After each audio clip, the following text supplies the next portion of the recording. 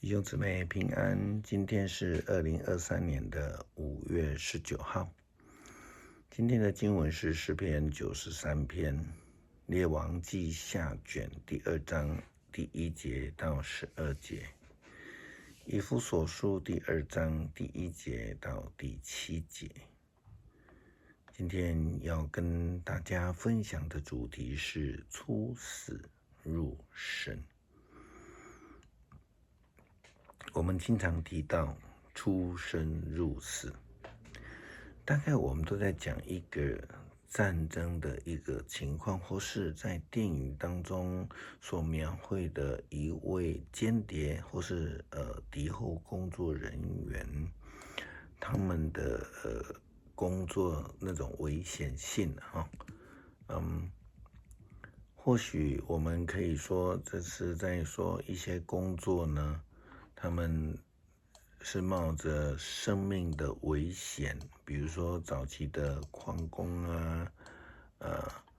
他们的工作也都是用出生入死来形容。今天我们的主题是出死入生，这是按照圣经的话，如同在礼拜天我们在主日的信息中的分享，灵性的复活。因此我们就必须要先领受那耶稣基督的救恩，得到一个新的生命。这个出死入生的主题是来自今天的经文，以弗所书第2章第1节到第7节。经文这样说：从前你们因犯罪违抗上帝的命令，你们在灵性上是死的。那时候你们随从这世界的邪风恶俗，顺服天界的掌权者，就是管辖着那违抗上帝命令的人的邪灵。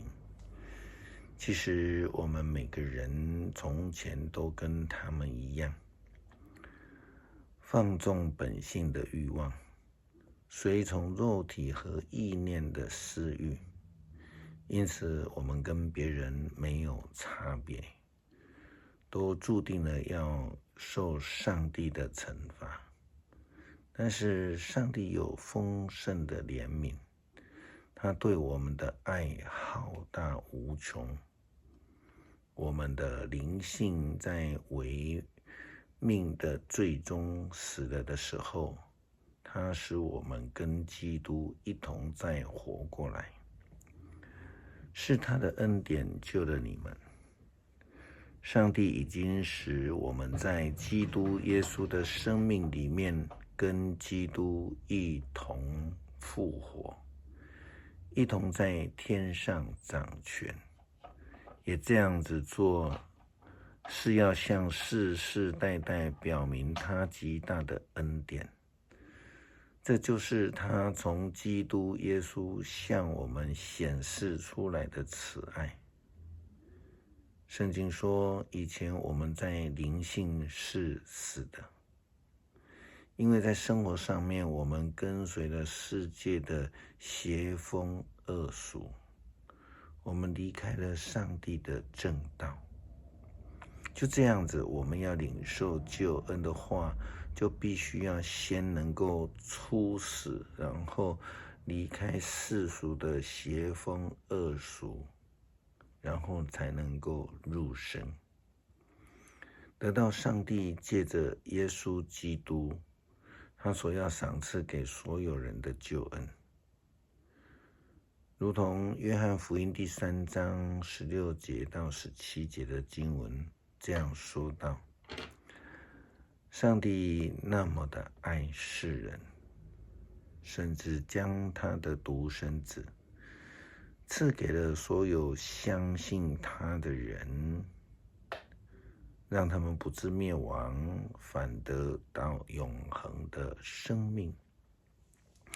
因为上帝他差遣了他的儿子到世界上来，不是要定世人的罪，而是要借着他来拯救世人。与上帝亲近的人才能够领受上帝所赐永恒的生命。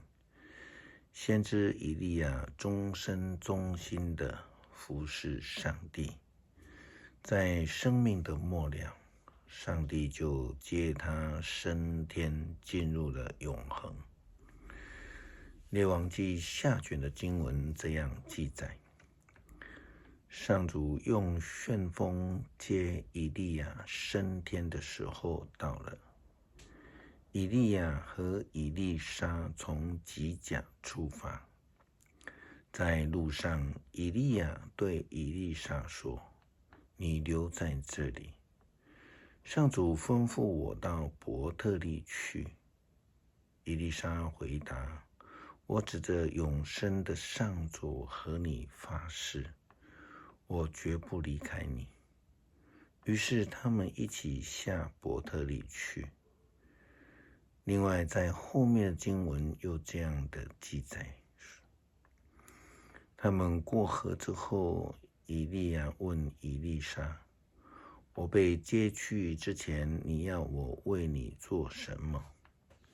以利沙说：“请你把能力加倍的给我，使我成为你的继承人。”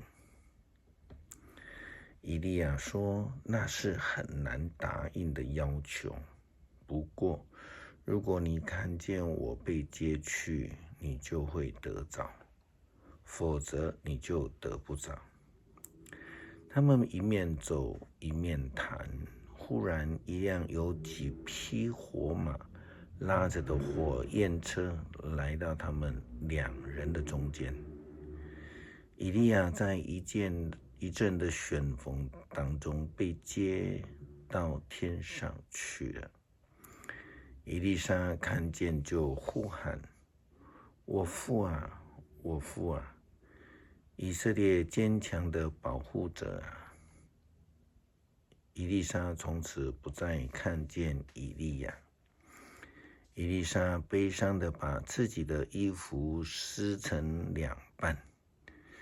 先知以利亚一生服侍上帝，真的是出生入死，因为他面对着亚哈王以及他的王后耶洗别，还有众多巴力的祭司们攻击以及追杀，甚至他曾经求死，但是已经出死入生的先知以利亚，后来在压力之下选择继续的跟随上帝的旨意，为了以色列人的悔改来努力，来胜过所面对的困境。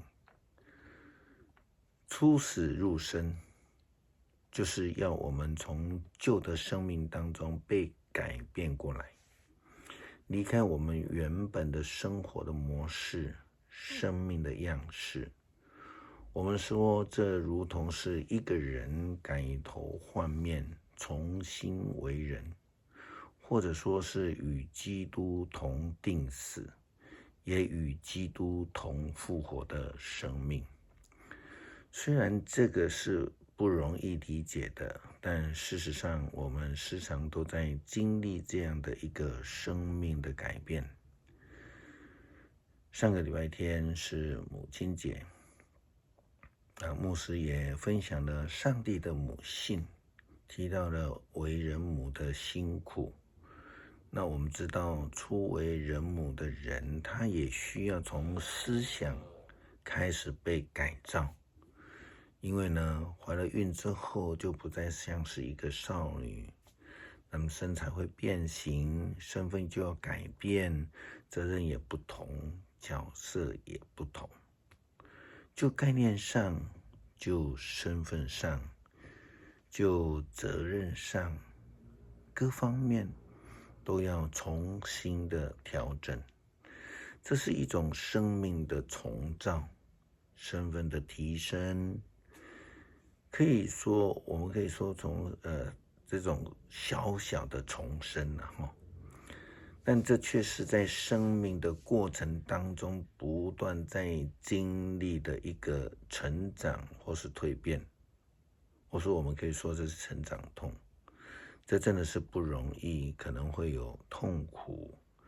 但是就基督徒蒙福的生命来说，这是一个展现，让我们都天天能够出死入生，经历上帝新的生命，天天领受上帝新的赐福吧。诗篇93篇，上主掌权，他以威严为衣，上主以能力为腰带，大地坚立，不能动摇。上主啊，你的宝座自古坚立，从亘古你就存在。上主啊，深渊发出声音，洪流冲击怒吼。上主在高天统治，压倒了洪水的吼叫，胜过了海洋的浪涛。